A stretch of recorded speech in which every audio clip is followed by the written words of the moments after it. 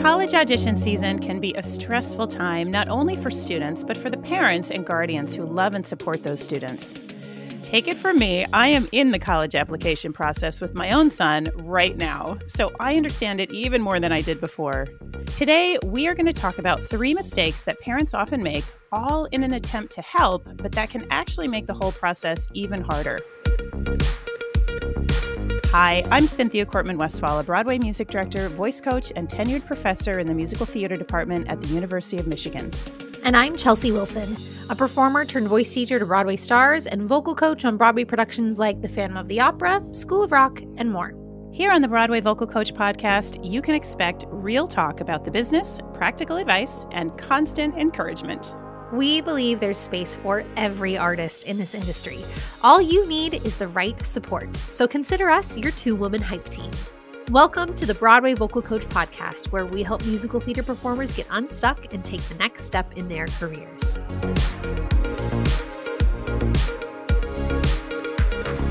Cynthia, congratulations. You have a son who's going to college. Presumably, if you can make it through the application process, how do you feel? Yeah. Well, we hit the first deadline, which is November 1st. November 1st is the deadline for a lot of schools for early action. And we did make it by about 8 p.m. on November 1st. So we made the deadline. So, now we're in a bit of that waiting game, or at least the first part of the waiting game. He's not in musical theater, so I didn't have that additional, pre-screen, all of that kind of stuff to do on top of everything. But I have to say, just going through the actual college application process without all of the pre-screen musical theater stuff on top of it was incredibly stressful. There was a lot involved. And then you add in all of those musical theater elements and everything that has to be prepared, including additional essays and putting together a resume. And then, of course, the performance self-tapes and the pre-screens, like you're saying, it is so much. And it is no wonder that students and their parents, their guardians, their families, whoever's on their support team helping them get through this, sometimes feel like they're barely going to make it out of the senior year alive. Like, it is just so much to do. It is so much to do. And, I went through this process with my parents 16 years ago. Oh my gosh, more than half my lifetime ago. So I remember what it's like to not know really how to best go through this process. But you and I are now on the other side of this. You've been on the literal other side of the table for many years. And thankfully, I emerged from that process and went to school and all of that stuff. And we now have the opportunity to coach a lot of students and parents through this process.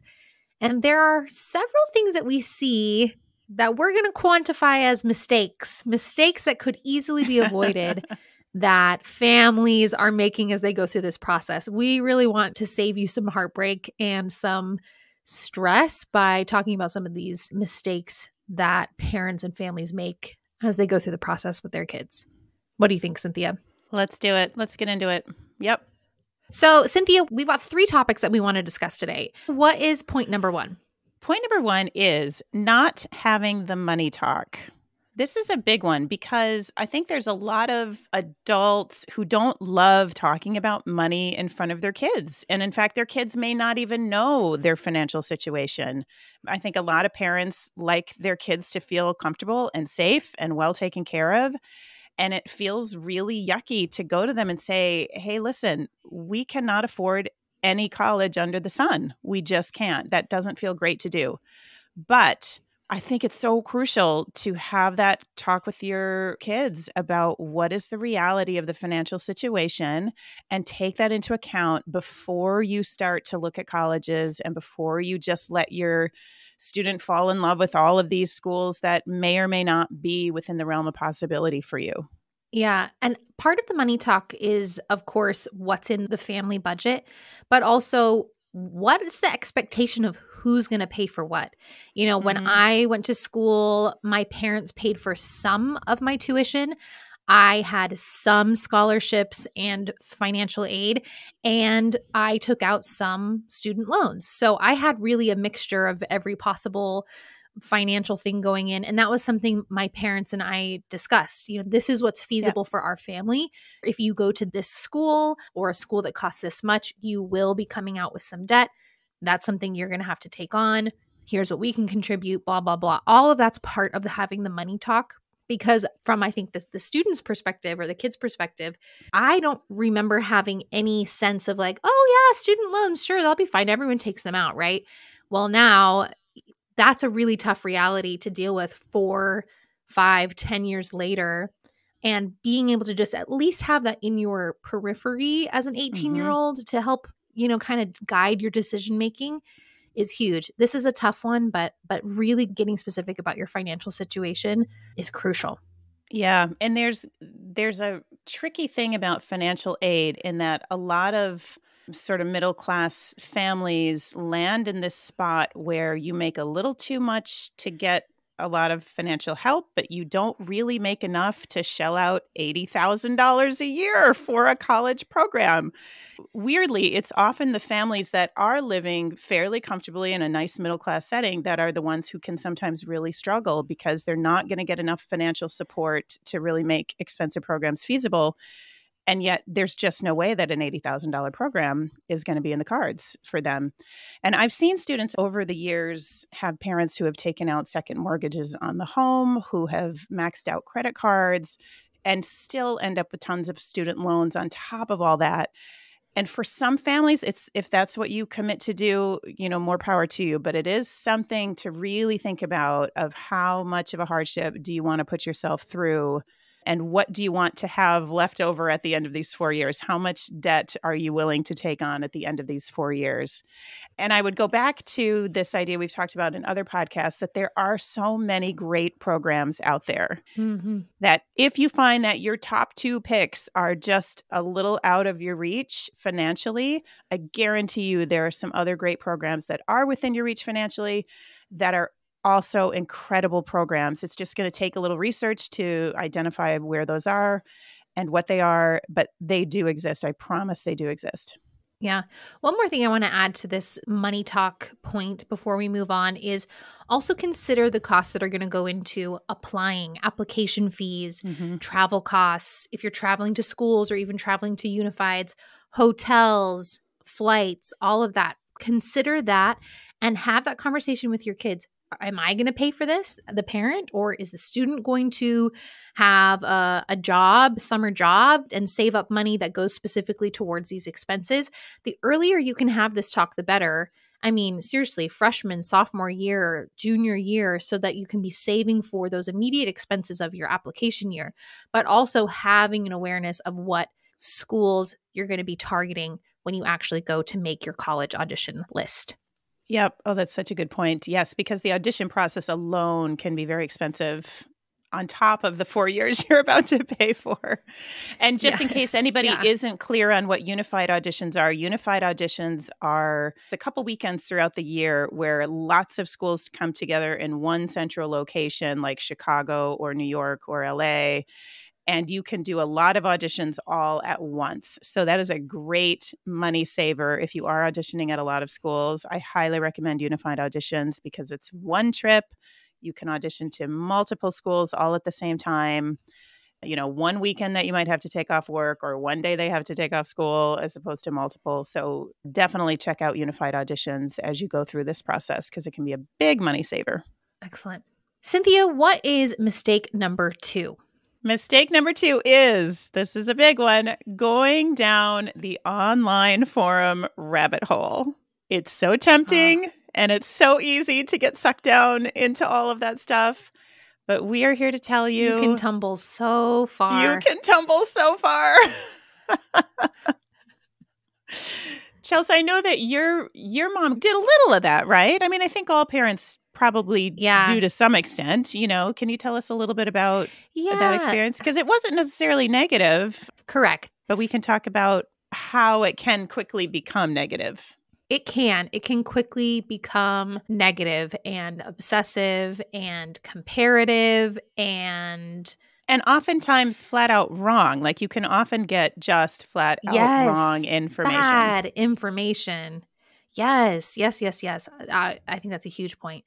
Yeah. So again, back in the Stone Ages of 2007, my mom was on College Confidential, and she learned so much there. I mean, for one, when I was going through the college application process, I'd heard of these 4 great programs, and I was going to apply to just 4 schools, and they happened to be 4 of the most competitive in terms of just numbers, people applying for these limited spots, 4 of the most competitive programs in the country, because I didn't know any better. My mom didn't know any better.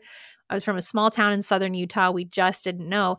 And so when my mom got on the College Confidential audition board, her eyes were opened. Her eyes were opened, and she realized, oh, wow, okay, let's add a couple more schools. And she handled it really well with me. Like, okay, I have all this information. I'm going to just help my daughter make some decisions that might be helpful without overwhelming her. So I do appreciate that. But yeah, you're totally right. I think now there's Facebook groups, and College Confidential is still a thing, and I don't know, Reddit threads. I mean, there's all sorts of places where these discussions are happening amongst parents. And I think the biggest problem here is what you said. It's misinformation. It's poor information, and then the feeling of competitiveness or comparisonitis that comes. Okay, well, this person's daughter has already heard back from X, Y, and Z schools. We haven't heard back yet. Well, they've already gotten their pre-screen rejection or acceptance, or they got into 12 schools and we've only gotten into 1, blah, blah, blah. It's really tough when you are comparing yourself and your journey and your child's journey to hundreds of strangers on the internet. There's also a lot of parents who, again, I think with good intentions, have been through this process before and are considered kind of the experts on the process, and they dole out a lot of advice. And the advice is not always correct. The information is not always correct. In fact, I remember a couple questions we fielded from one of our BVC Aspire parents this past summer about like song choices. Well, we heard they needed 4 other songs for this particular audition. So we're thinking this and this and this, and I don't know if we can get this ready in time. And they were holding this piece of advice as like absolute truth, and thankfully we were able to step in as experts in this space and people who know what's actually being required to say, whoop, okay, calm down. You actually don't need this. Yeah. Here's where to focus your energy. Here's where to focus your efforts in this time, and just let that other noise go, because that's actually not correct information. That's such a good example, because in that case, I remember that happening this summer. We knew some of the folks who were the chairs of that particular audition. And so we were able to go to those actual people and say, hey, question for you. And we were able to just ask the question. And they said, no, that's completely wrong. No, they don't need any of that stuff. Here's what we need. So that was a great example of, it looked like such factual information on that online forum. And when we went to the actual people running that audition, it was absolutely not correct. I hear lots of things that, University of Michigan likes this or this or this. And yes, it's just never accurate. And I think I've talked to lots of colleagues around the country. Most of the stuff there is just not accurate, because whatever parent is putting something on that forum is coming from their one student's experience, or maybe they've had multiple kids go through the process, but it's such a tiny sliver. So let's say some kid goes into an audition for a certain school and gets asked for a Disney song. That might have been the only Disney song that was asked out of 500 kids who auditioned. It might have been they asked for a Disney song because the pianist playing it happened to see that they had a Disney song in their book, and so they knew they could ask for it. All of a sudden now online, this school is going to ask for Disney songs. Everybody needs to have a Disney song. And it's like, no. That was one very specific incident. So that's how these things can get perpetuated really quickly as fact, when really they're all little individual anomalies. And these kinds of opinions of like, oh, well, this school likes that or this school likes that, is all what we call like game playing. And here at Broadway Vocal Coach, that is like so not what we're about. You cannot guess what people, quote, want. You truly cannot play that game. It is not worth your time. No. It is not worth your energy. It is not worth your anxiety over guessing how to be different for one school or one program or one director over another. That's just so not the way to go through this process. So if you allow those voices to be really loud in your brain, I guarantee you, you're inviting more anxiety into the Yeah. process. And this process is already difficult enough. Anytime you hear anything that smells like, what does this school want? Or those faculty members like to see this, flip that question Yeah. around to what do you want to share about yourself? So rather than playing that game, like Chelsea said, about playing the game of, guessing what they want, instead flip it around and think about what is it about yourself that you want to share with them? Because that really is the only thing you can do. Yeah. It's the only thing in your control. That's great advice. I think this is also where working with a coach who has a lot of experience in this space can be really helpful for students and parents, because again, you can kind of have that voice of reason who can step in and say, let me help you see this objectively. Let me share from my professional experience what to consider, where to place your energy, the importance, all of those kinds of things. So just again, something to consider, that this might be one of those areas where place your trust in people who build you up and make you feel more confident in the process, instead of the opinions of others who perhaps maybe make you feel less than, like you're not doing the right things, like you get stuck in that comparison trap with other people. Yeah, that's great advice. Cynthia, mistake number 3, you've got some recent experience with it. I'm just going to go ahead and say what it is. Parents who end up micromanaging their kids throughout the audition process. I don't know Can you what you're speak talking on about. that? I don't know what you're talking about. I've never micromanaged my child ever. What are you talking about? Me either. My child's too, but no, I've never done that either. Oh my gosh. I have to say, this year, I've worked in the academic world for years now and feel that I am somewhat of an expert in a lot of ways. And I have to say, this year has been particularly humbling for me because I had to go through it with my own kid. It's my oldest, so it's the first time we're going through it.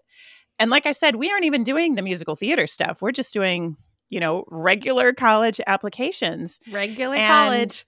oh my gosh, here's what's funny. I was feeling so confident heading into that process. And I'm really lucky in that my son and I have a really great relationship. We don't butt heads very often. We talk about everything. It's a pretty even keel relationship. So I was thinking, we got this. We're just going to head right into college application season. No problem. We're going to get to that November 1st deadline. No problem. We're going to write these essays, all the things.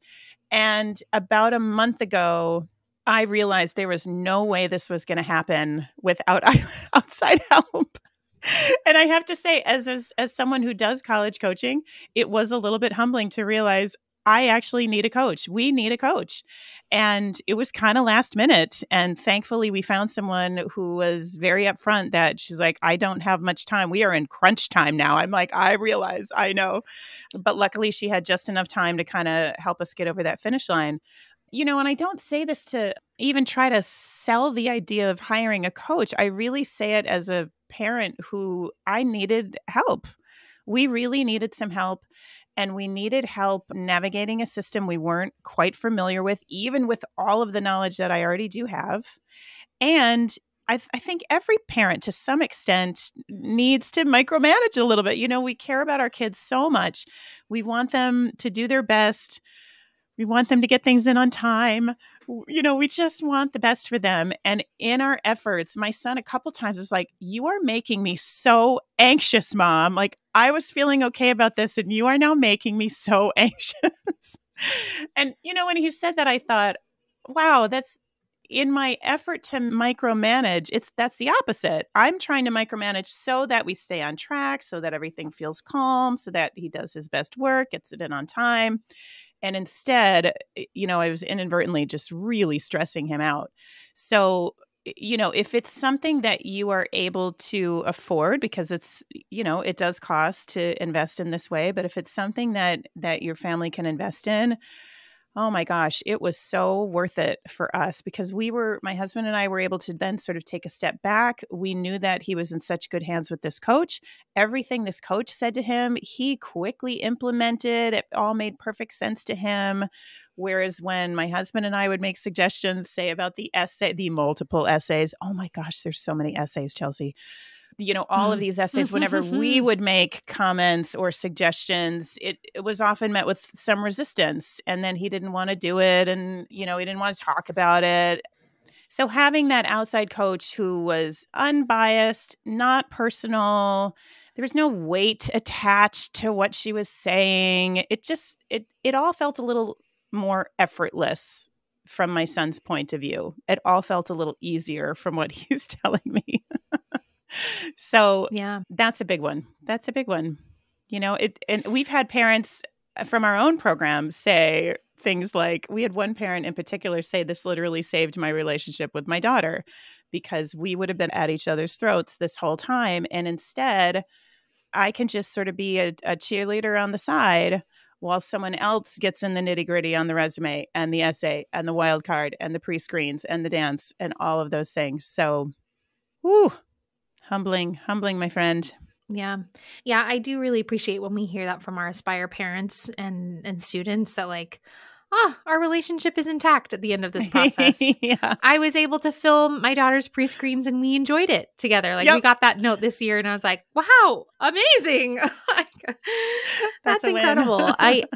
Such a win. I think if there's any resources that you can utilize, of course, hiring a coach, going through a program like ours, BBC Aspire, or even just utilizing your college counselor at school or an English teacher who you could ask for some extra time to go over your essays or whatever the case may be, really utilizing the resources in your life so that you as the parent are not the only person harping on your kid to get these things done in the amount of time you think it should be done in. Really use your resources wisely here so that you can save your time and energy and the relationship some unnecessary stress. Mm-hmm. Mm-hmm.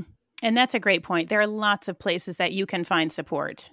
If you've got a favorite teacher, if you have a drama teacher, if you have a counselor at school, if there's someone at your church that you're close with, if there's even a family friend who is a good writer who can just help give some comments on those essays, reach out for a little support that isn't coming just from inside the family.